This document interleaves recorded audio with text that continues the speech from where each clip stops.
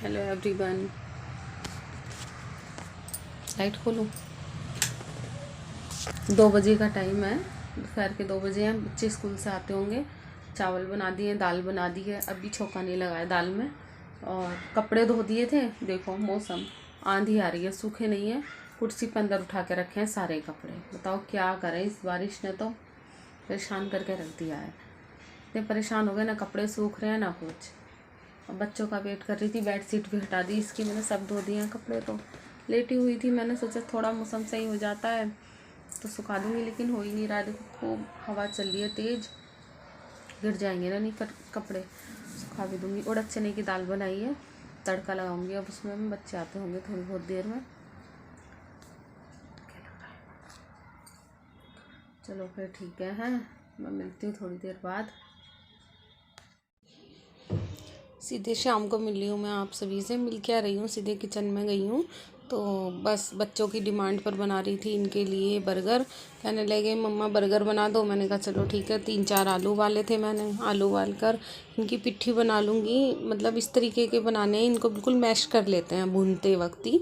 इन्हें भूनूंगी और मैश कर लूँगी, और इसमें थोड़ी सी चिल्ली सॉस और टमाटो केचप वगैरह डाल के इनको अच्छे से तैयार कर लूँगी। सिंपल तड़का लगाऊंगी, हरी मिर्च वगैरह कुछ नहीं डालूँगी इसमें। बस ऐसे ही हींग जीरे का तड़का लगा के तेल के साथ में, और हल्के से मसाले डाल दूँगी सारे के सारे जो घर के बेसिक मसाले होते हैं। और अच्छे से चला चला के इनको मैं फोड़ती रहूँगी, भूनती रहूँगी और फोड़ती रहूँगी पोनी से ही। क्योंकि ये जो मैं टिक्की नहीं बना रही हूँ, वैसे अधिकतर टिक्की बना लो तो वो ज़्यादा सही रहती है। अब टिक्की कौन बनाता। मेरे को टिक्की बनाने से आसान ये काम लगता है कि भाई आलू भूनो और पिट्ठी, मतलब कि अच्छे से मैश करके इसको और बर्गर पे लगा दो, वो भी अच्छे लगता है, टिक्की भी अच्छी लगती है और ये आलू भी अच्छे लगते हैं। वो तो अपनी मर्जी है कैसे ही बनाओ। मैंने आशी से पूछा, मैंने आशी टिक्की की जगह ऐसे आलू भून करके लगा दूँ। कहने लगी हाँ मम्मा लगा दो। तो प्याज को भी मना कर रही थी, टमाटर को मना कर दिया। दोनों बहन भाई ने खीरा और प्याज मैंने लगाई, लेकिन वो स्लाइस वाली काट के नहीं लगाई मैंने। प्याज बारीक बारीक काट के आलू के ऊपर चिपका दी थी, तो उससे अच्छा टेस्ट आ रहा था। बच्चों से निकल जाती है ना, सब चीज़ें खाई नहीं जाती। तो ये सबसे बढ़िया ऑप्शन है बर्गर में लगाने के लिए। आलू के साथ में अपना बारीक बारीक प्याज काट के डाल दो ऊपर से। मैंने सारे आलू में कच्ची प्याज नहीं डाली थी। तो इस तरीके से मैंने घर में बर्गर बनाने, इसमें थोड़ी सी डाल दी है। चलाते चलाते इसी में डाल दो तो अच्छा टेस्ट होता है। और पोनी से अच्छे से, बहुत अच्छे से इसको मैश करती चली जाऊँगी। खीरा काट लिया एक तरफ, प्याज काट, तवा चढ़ा दिया है, नॉन स्टिक वाला है। इस पर थोड़ा सा मैं घी डाल दिया है मैंने, 1 चम्मच के करीब। और बर्गर को, मतलब कि जो बंद थे उनको बीच में से काट के इस तरीके से सेक लूँगी।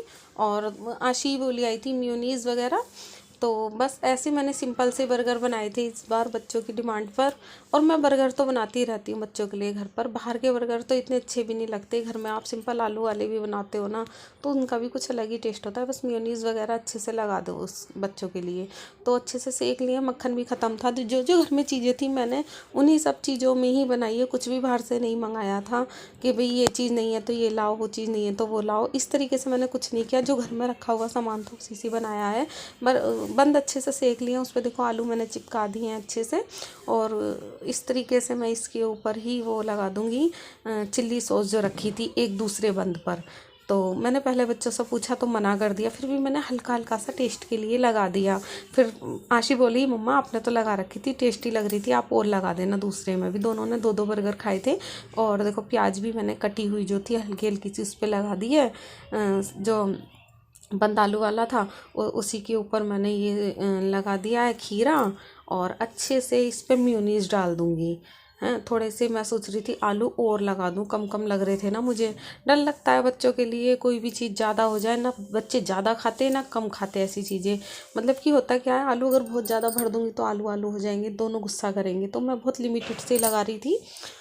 तो मेयोनीज़ वगैरह लगा दो। और मैंने मसाले कुछ नहीं ऐड करे थे अलग से कि भाई ऊपर से, मतलब कि कुछ भी मैं लगाती इसमें, नमक वगैरह कुछ नहीं लगाया। क्योंकि आलू में मैंने इतने मसाले डाले थे कि वो उसके बंद वगैरह के साथ में मतलब बराबर बैलेंस हो रहा था। तो आशु बार बार आकर के देख के जा रहा था। दोनों को एक एक बंद दे दिए थे, एक एक बर्गर दे दिए थे। और बना दिए थे मैंने दोनों के लिए एक एक। दोनों ने 2-2 बंद खाए रात में, खाना कुछ नहीं खाया। बस ऐसे ही बच्चों का चल जाता है। फिर खाने में मैंने पता नहीं क्या बनाया था, मुझे तो ध्यान भी नहीं है, नहीं याद आ गया।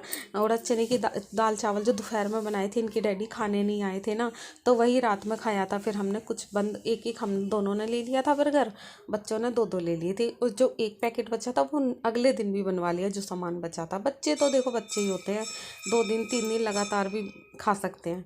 तो बस इतने में भी गुजारा हुआ नहीं, फिर बनवाने शुरू कर दिया केक कि मम्मा केक बना लो। केक रखा है रखा हुआ था ना डिब्बा मेरे पास, जो बना बनाया जो आता है उसका पाउडर, तो वो रखा हुआ था। मैंने कहा चलो बना लेते हैं, तो ये केक भी बना। और देखो ये कपड़े मुझे फोल्ड करने हैं, उधर मशीन लग चुकी है। सुबह ही नहा धो ली हूँ मैं, आधे कपड़े मेरे धुल गए हैं। सोफ़े के कवर डाल रही हूँ, दूसरा पानी भरा है मशीन में। मुझे लगा अब टाइम तो काफ़ी हो रहा है, मैंने नाश्ता पानी सब कर लिया है, 12 बजने वाले हैं बस। और आशू का भी नाश्ता हो गया, आशी स्कूल गई थी। बस मैं पता है आराम आराम से काम किस लिए कर रही हूँ, मेरे ना इस बैक साइड में ना नहा धो ली हूँ, लेकिन मैंने गाउन नहीं डाल लिया था क्योंकि मुझे भी और कपड़े धोने हैं। आवाज़ भी निकल रही है। इधर ना ये पीछे की साइड में लेकर के आगे की तरफ तक मेरे दर्द आ रहा है, पता नहीं किस चीज़ का है, या तो फिर नस वगैरह हो रही है कोई। तो बस चला देती हूँ मशीन, थोड़ा थोड़ा धीरे धीरे काम सारा करना ही है, चाहे तबीयत ठीक हो चाहे ठीक नहीं हो। तो मैं सोफ़े की कवर उतार ही रही थी, उतार कर मशीन लगी हुई थी, तो मुझे लगा चलो 15 दिन के आसपास हो गए अब की बार बिछे हुए इनको, 15 दिन हो गए होंगे हाँ शायद से। तो मुझे गंदे गंदे लग रहे थे, वैसे तो गंदे नहीं दिख रहे थे देखो मैं बताऊं, लेकिन खुद से ही मुझे फील हो रहा था बस अब मैं चेंज कर दूं कवर। तो एक मन कर रहा है ये सूख जाएंगे यही चढ़ा दूंगी, एक मन कर रहा है कि दूसरे वाले निकालूं तब मैं उनको, लेकिन निकालने की हिम्मत नहीं हो रही है। बेड के अंदर है तो वो गर्दन की वजह से, मतलब कमर में नहीं कंधे में और आगे की तरफ जो दर्द आ रहा है, ऐसा लग रहा है जैसे कि क्या बताऊँ अटैक वाला जो दर्द, मतलब मीठा मीठा सा दर्द हुए जा रहा है, कभी कभी तेज़ होने लगता है। तो सोफ़े के कवर वगैरह सब उतार करके इनको डाल दूँगी, वॉशिंग मशीन में लगी हुई है, दूसरे चढ़ाऊँगी, लेकिन वो चढ़ाऊँगी आराम से जब आशी आ जाएगी उसके बाद। ब्लॉग में मैं नहीं दिखाऊँगी क्योंकि मुझे हो रही है थोड़ा दिक्कत सी, तो बस कपड़े धुलते रहेंगे इधर। इसी बीच में मैंने अपने दाल चावल भी बना लिए थे, मतलब तड़का नहीं लगाया था, उबाल दिए थे दाल चावल। तो बस चावल तो मेरे पास आके ही बनते। और पता है मशीन लगी हुई थी उधर, मैं मशीन में कपड़े धो रही थी, तो मेरे चावल आज घुट गए थे, ऐसे घुट गए थे कि मतलब कि ज़्यादा नहीं बोल सकते वो घुटे हुए ने, लेकिन हाँ चिपक गए थे, घुटे हुए ही माने जाएंगे वैसे वो। नहीं तो मेरे चावल एक खिले हुए बनते हैं। और मैं पिन लगा के रखती हूँ, पता है इस वाले सोफ़े के उस पर जो ढकने वाला है सोफ़े का कवर, तो उससे ना बार बार गिरता नहीं है।